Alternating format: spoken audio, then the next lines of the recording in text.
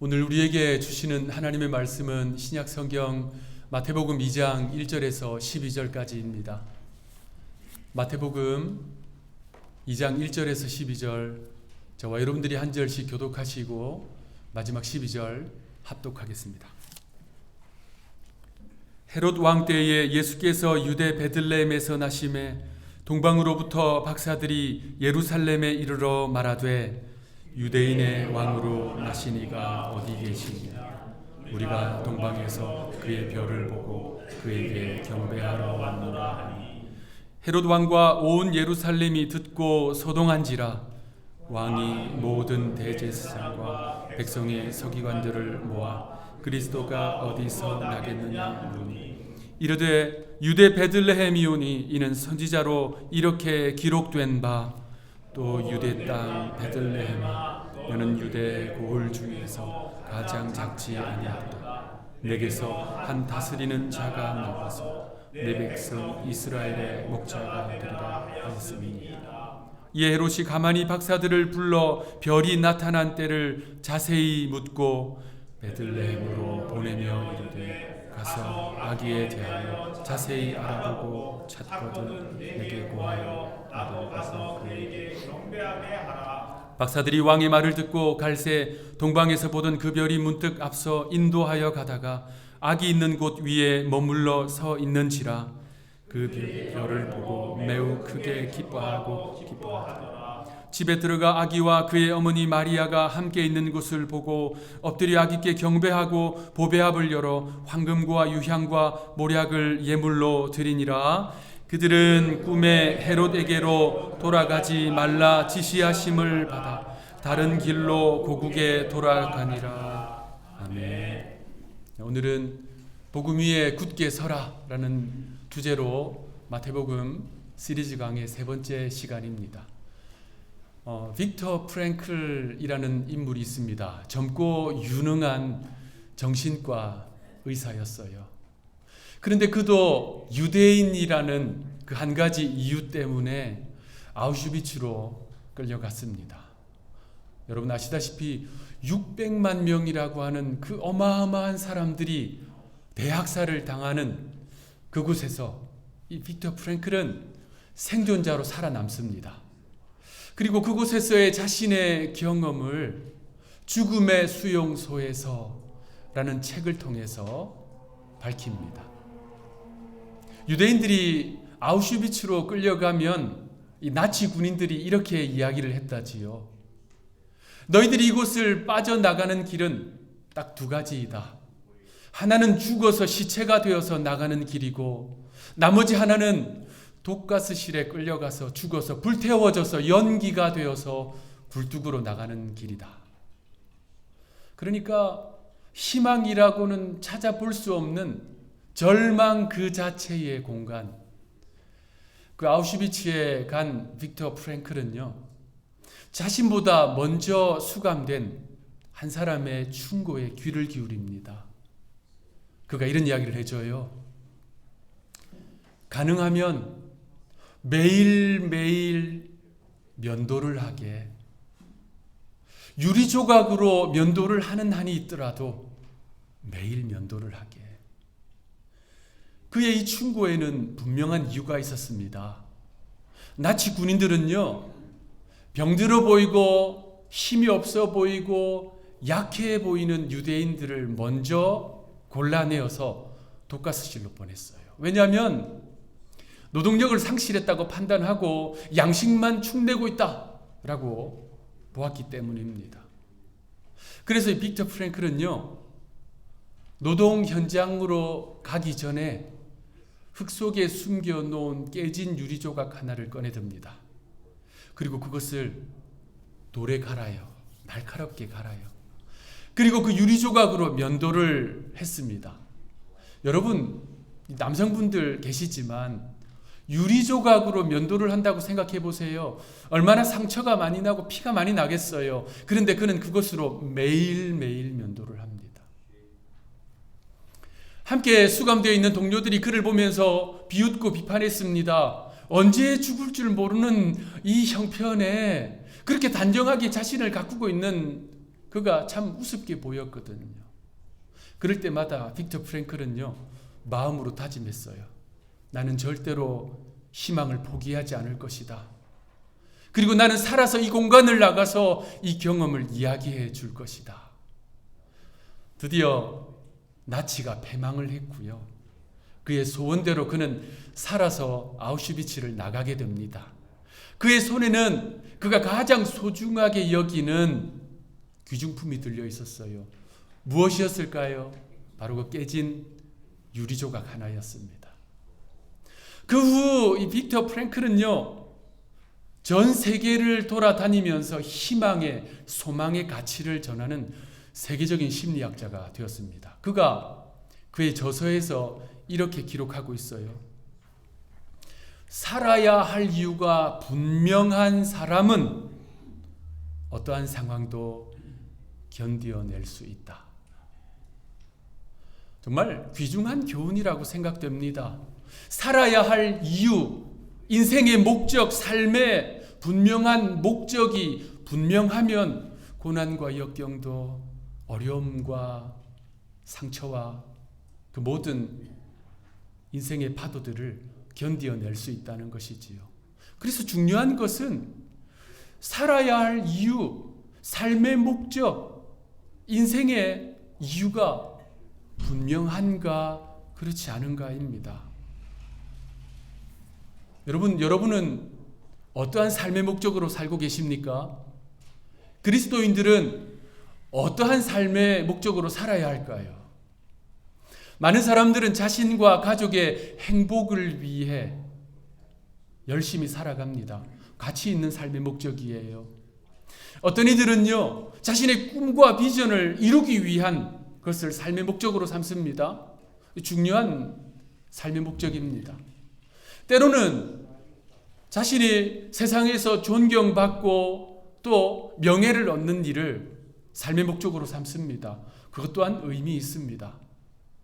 그런데 그리스도인들은 어떤 삶의 목적을 가져야 할까요? 웨스트민스터 소요리 문답, 교리의 중요한 기초를 제공해 주는 그 소요리 문답의 첫 번째 질문과 답이 우리에게 그 해답을 제공해 줍니다. 이렇게 물어요. 사람의 제1된 목적이 무엇입니까? 사람의 제1된 존재 목적, 인생의 가치, 이유, 그것이 무엇입니까? 여러분 보시는 대로 이렇게 답변합니다. 사람의 제1된 목적은 하나님을 영화롭게 하고 영원토록 그를 기뻐하는 것입니다. 그렇습니다. 우리 그리스도인들의 존재 목적, 인생의 이유, 삶의 목적은 다름 아닌 하나님을 영화롭게 하는 것입니다. 그러한 삶의 목적을 분명히 하고 살아가는 인생이 존귀한 인생이에요. 하나님은 그러한 인생을 존귀하게 여기십니다. 가치롭게 여기십니다. 우리 하늘의 성도들은 단 한 분도 빠짐없이 그러한 인생의 목적, 삶의 가치를 두고 살아가게 되기를 주님의 이름으로 축원합니다.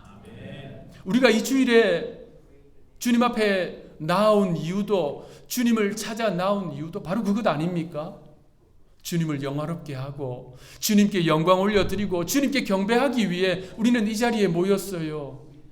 그 한 마음으로 모였습니다. 우리 중 그 누구도, 저를 포함해서 모든 성도들, 자신이 영광을 얻고자, 자신이 영광을 취하고자 이 자리에 나온 사람은 한 명도 없습니다.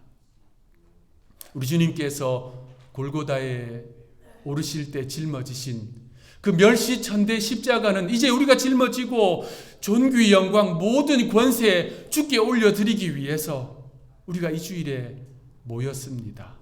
그 일을 위해서 주님께 찾아 나온 것이지요.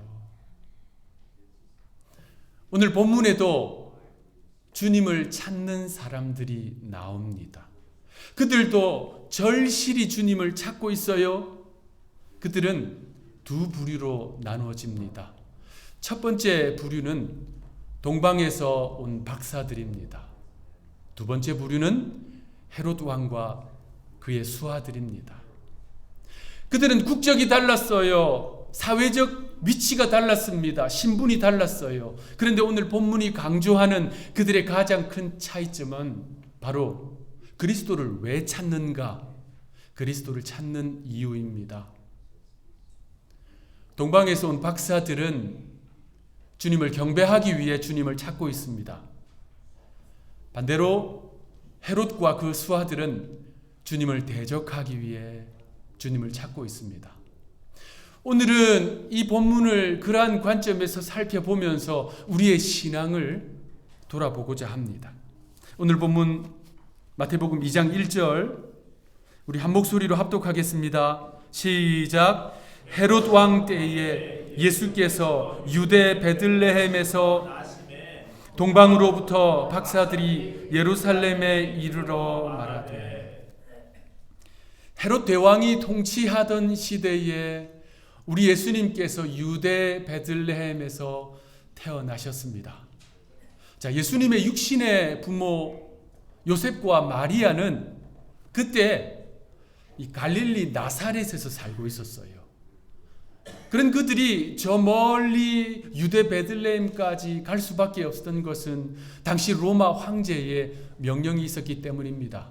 가이사 아구스도, 일반 역사에서는 아우구스투스, 그가 제국에 있는 모든 식민지 백성들을 더 효과적으로 통치하고 세금을 잘 걷기 위해서 고향으로 돌아가서 호적을 하라라는 호적령을 내렸습니다.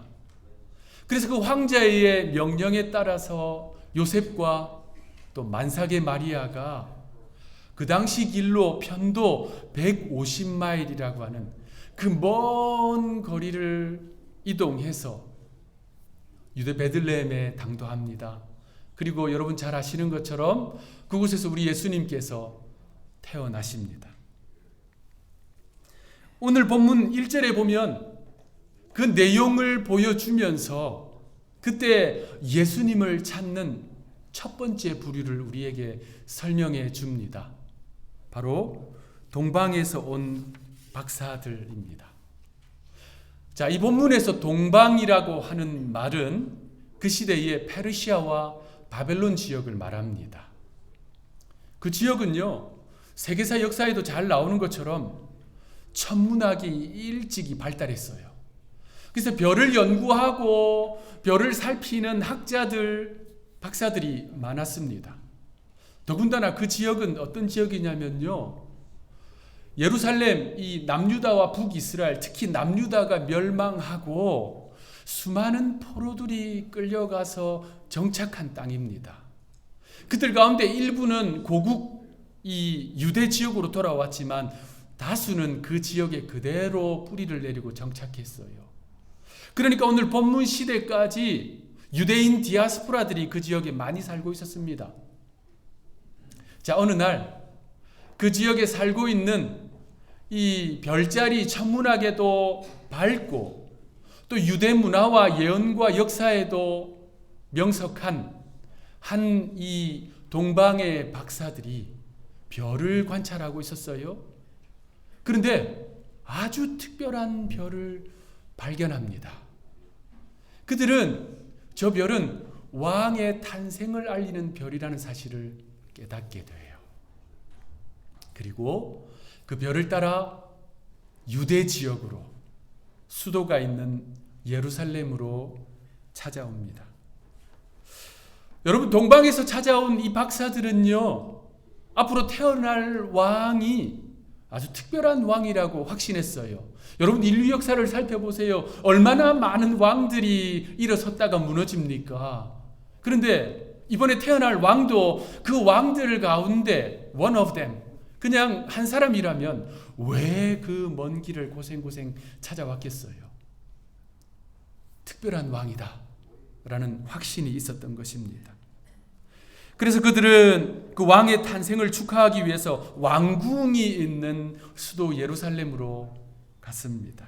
자, 그들이 그곳을 방문한 목적은 단순하면서도 명확합니다. 2절, 왕을 경배하러 왔노라. 그들은 주님께 경배하기 위해 왔습니다. 사람의 제1된 존재 목적, 하나님을 영화롭게 하는 것, 어쩌면 그 목적에도 부합되는 그 꿈을 가지고 찾아온 것입니다. 자, 그런데 그들의 그 방문은요, 예루살렘에 큰 소동을 불러일으켰습니다. 왜입니까? 그곳에는 이미 왕이 존재하고 있었기 때문이지요. 헤롯입니다. 헤롯은 동방으로부터 온 박사들이 위대한 왕의 탄생을 확인하고 경배하기 위해 왔다는 소식을 듣고 그 자신도 즉시로 주님을 찾는 두 번째 부류가 됩니다. 그런데 헤롯이 주님을 찾는 이유는 경배가 아닙니다. 오히려 그 반대였습니다. 왕의 탄생 소식을 전해 듣자 그는 그 정확한 지역을 알기 위해서 대제사장들과 서기관들을 불러 모았습니다. 그리고 헤롯이 그들에게 묻습니다. 오늘 본문 4절. 그리스도가 어디서 나겠느냐? 여러분, 헤롯의 이 질문은 아주 중요한 의미를 담고 있습니다. 앞서 살펴보았지만 동방에서 온 박사들은 누구를 만나기 위해 왔냐면요, 유대인의 왕을 만나기 위해 왔어요. 그런데 헤롯은 그들의 그 이야기를 듣고 유대인의 왕을 찾는 것이 아니라 그리스도가 어디서 나겠느냐라고 묻고 있습니다. 그리스도, 헬라어지요. 구약 성경 히브리어 메시아를 헬라어로 번역해 놓은 것입니다. 메시아, 그리스도 다 같은 뜻입니다. 기름 부음을 받은 자, 왕, 제사장, 선지자, 그들의 역할을 모두 감당할 진정한 구원자라는 말입니다. 동방의 박사들은 유대인의 왕을 찾으러 왔는데 헤롯은 그가 왕 정도가 아니라 그리스도라는 사실을 직감적으로 알았어요. 여러분, 그래서 그는 대제사장과 서기관들을 불러 모았습니다. 그리스도가 어디서 나겠느냐? 그리스도 메시아는 유대인들이 그야말로 수백 년 동안 고대하고 기다린 대상 아닙니까? 그래서 그들은 주저없이 한 목소리로 이야기합니다. 유대 베들레헴입니다. 여러분, 제사장들과 서기관이 그렇게 명쾌하게 이야기한 이유가 있습니다. 왜냐하면 구약에 이미 그 내용이 예언되어 있었거든요. 구약의 선지자 미가는요, 미가서 5장 2절에 그 예언을 해놓았습니다. 그것을 제사장은 이렇게 인용합니다. 오늘 본문 6절 말씀 합독하겠습니다. 시작. 유대 땅 베들레헴아, 너는 유대 고을 중에서 가장 작지 아니하도다. 내게서 한 다스리는 자가 나와서 내 백성 이스라엘의 목자가 되리라 하였음입니다. 자, 그러니까요, 헤롯을 비롯한 그 왕궁에 모여 있는 유대 종교 지도자들은 그리스도가 누구시고 그리스도가 어디서 태어나실지를 명확하게 알았다는 말입니다. 그런데 어떻습니까? 그들은요, 그리스도를 경배하지 않았습니다. 우리가 기억할 것이 있습니다. 여러분, 지식이 우리를 구원의 자리로 이끌지 못한다는 것입니다. 좀 더 명확하게 말씀드리겠습니다. 성경의 지식만으로는 구원에 이를 수 없습니다. 본문에 나오는 헤롯을 비롯한 유대 종교 지도자들이 가지고 있었던 것은 다름 아닌 성경의 지식입니다. 그들은 구약에 능통했어요. 그리스도가 누구시고 이제 태어나실 분이 그리스도라는 사실, 그가 어디에서 태어나실지 명확하게 알고 있었지만 그들의 그 지식이 그들을 주님께 경배하는 자리로, 구원의 자리로 이끌지 못했습니다. 여러분이 가진 성경의 지식이 믿음의 자리까지 나아가게 될 때 그 믿음이 우리를 그리스도께로 인도한다는 사실을 기억하시기 바랍니다. 그리고 그러한 믿음은 반드시 삶으로 증명되게 되어 있다는 사실입니다. 헤롯과 유대 종교 지도자들은요, 그러한 명확한 지식이 있었음에도 불구하고 주님을 찾지 않았어요. 아니, 그들도 주님을 찾았습니다. 주님을 경배하기 위해 찾지 않았습니다. 주님을 영화롭게 하기 위해 찾지 않았습니다. 주님을 대적하기 위해 찾았습니다. 오늘 본문에 나오는 이 헤롯은요, 일반 유대의 역사를 살펴보면 아주 잔혹한 사람이라는 것을 알 수 있습니다. 그는요, 유대의 왕이었지만 혈통적으로 유대인이 아니었어요. 그는 에서의 후손 이둠의 사람이었습니다. 그러다 보니까 유대인들이 가질 반감에 대한 부담이 참 컸어요. 그래서 그가 왕으로서 유대 지역을 통치하면서 가졌던 이 정치적인 업무의 첫 번째는 뭐였냐면요, 이 유대인들이 반역을 일으키지 않는 것, 그래서 로마의 통치에 잘 따라오게 하는 것이었어요. 그래서 그가 힘을 쏟고 가치를 둔 것은요, 유대인들의 인기를 끌기 위해서 성전을 재건하는 거였습니다. 또 한 가지, 그 개인적으로도 그는 유대 여성 마리암네를 자신의 아내로 맞이합니다. 그럼에도 불구하고 이 헤롯은요, 권력욕이 매우 강한 사람이었어요. 그래서 자신의 왕권에 조금이라도 위협된다라고 생각하면 누구를 막론하고 다 죽였어요. 자기 아내를 죽였습니다. 심지어 자기 두 아들을 죽였어요. 일가 친척을 잔인하게 살해했습니다. 자, 그러한 시대에 저 동방에서 온 박사들이 유대인의 왕이 탄생한다는 소식을 들고 헤롯 앞에 선 거예요. 헤롯이 어땠겠습니까? 다음 주에 살펴볼 마태복음 2장 16절 말씀 우리 합독하겠습니다. 시작. 이에 헤롯이 박사들에게 속은 줄 알고 심히 노하여 사람을 보내어 그 모든 지경 안에 있는 사내 아이를 박사들에게 자세히 알아본 그때를 기준하여 2살부터 그 아래로 다 죽이니. 하나님께서 동방에서 온 박사들에게 꿈을 통해 말씀하셨어요. 어디서 탄생하신 그리스도를 만났는지 다시 왕궁으로 가서 가르쳐 주지 말고 온 길이 아닌 다른 길로 돌아서 고국으로 가라. 그들은 꿈에 지시하신 하나님의 말씀에 순종해서 다른 길로 돌아가요. 이 사실을 알게 된 헤롯은 대노합니다. 그리고 우리가 읽었던 그 명령을 내려요. 베들레헴 인근에 있는 모든 지역의 2살 이하의 남자아이들을 살해하게 만듭니다. 이것이 헤롯이 그리스도를 찾는 이유였어요. 우리는 오늘 본문에서 그리스도를 찾는 두 부류의 사람들을 살펴보았습니다. 동방에서 온 박사들은 주님을 찾은 그 이유가 경배하기 위해서예요. 영화롭게 하기 위해서입니다. 그들은 그 목적대로 11절에 주님을 찾아 만납니다. 탄생하신 아기 예수께 엎드려 경배합니다. 보배합을 열어서 예물을 주님께 올려드립니다. 그러나 헤롯은 주님을 경배할 마음이 전혀 없었습니다. 그 분명한 이유가 있어요. 왜냐하면 자기 자신이 왕이었기 때문입니다. 헤롯 자신이 왕이었기 때문입니다. 그는 그 자신이 왕이기 때문에 다른 왕이 필요가 없는 거예요. 다른 왕에게 경배할 이유가 없다고 생각했습니다.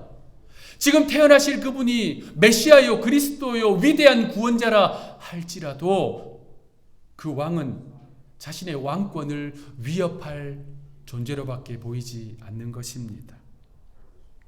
여러분, 우리가 왕 되신 분을 온전히 경배하기 위해서는 먼저 우리의 왕좌에서, 보좌에서 내려와야 합니다. 우리가 우리의 인생의 목적대로 하나님을 영화롭게 하기 위해서는 우리의 주인이 누구신지를 명확하게 알아야 한다는 말입니다. 그래서 여러분에게 묻습니다. 누가 여러분의 왕입니까? 그리스도이십니까? 아니면 본문의 헤롯처럼 여러분 자신입니까? 사랑하는 하늘이 성도 여러분, 우리가 살아가는 이유, 우리에게 남은 생애를 힘차게 살아가야 하는 목적과 이유, 하나님을 영화롭게 하는 것입니다. 나의 왕 되신, 나의 주 되신 주님을 그에 합당한 경배와 영광을 올려드리는 삶을 사는 것입니다. 이러한 인생의 목적으로 우리에게 남은 생애, 또 이번 한 주간을 살아가게 되기를 구주 예수님의 이름으로 축원합니다. 기도하겠습니다. 주님, 인생은 자기가 가진 삶의 목적을 따라 살아갑니다. 오늘 우리가 붙들고 살아가야 할 삶의 목적을 깨닫게 하시니 감사합니다. 하나님을 영화롭게 하고 하나님 안에서 영원토록 기뻐하는 삶을 저와 우리 한우리 성도들이 살아갈 수 있도록 도와주옵소서. 주님을 경배하기 위한 말과 행실을 삶에서 적용할 수 있도록 도와주옵소서. 그래서 우리의 삶이 존귀해지고 하나님께서 소중히 여기시는 인생의 발자취를 남기는 저희들이 되게 하여 주옵소서. 감사하옵고 구주 예수님의 이름으로 기도하옵나이다.